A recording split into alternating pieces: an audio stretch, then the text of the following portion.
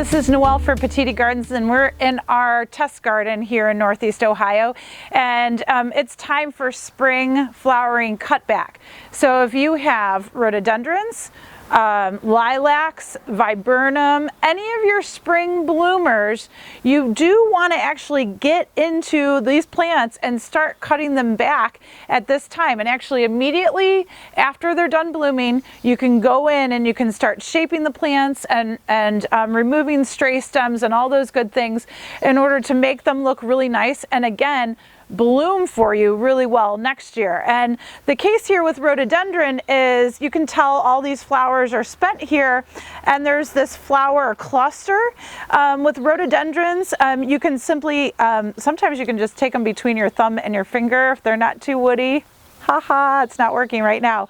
Or you can have your handy pruners and you can just remove that flower cluster, and what we'll leave behind are just the leaves here, and that plant will fill out and form blooms for next season. So after you're done blooming, just like the peonies that we were showing before, after you're done trimming and pruning, you do want to go ahead and feed your rhododendron with hollytone, typically for a second time during the growing season, and it'll be ready to go and fill out for you again.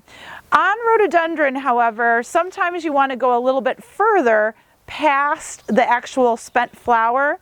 So what you can do is you can look under the leaf set. So this was this new season growth, okay, and the spent flower, and you can go underneath that new season growth to where old season leaves are from past last year.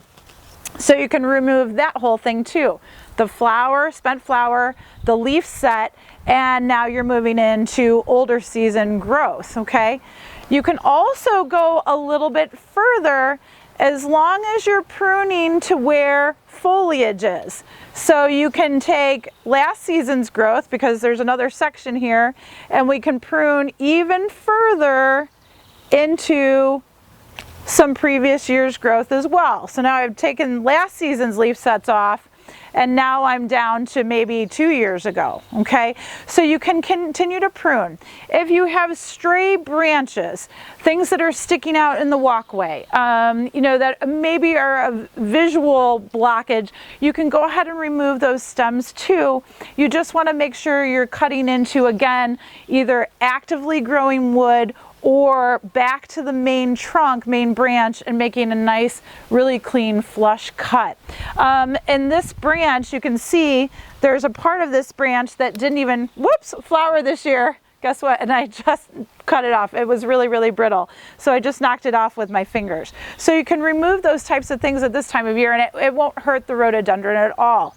But again, with the rhododendrons, the azaleas, your lilacs, some of your spring blooming spirea, for example, the white types of blooming spirea that are a little bit larger, all of those can be cut back now and pruned. So immediately after you're cutting back, then you go ahead and feed them and you're ready to go. Enjoy.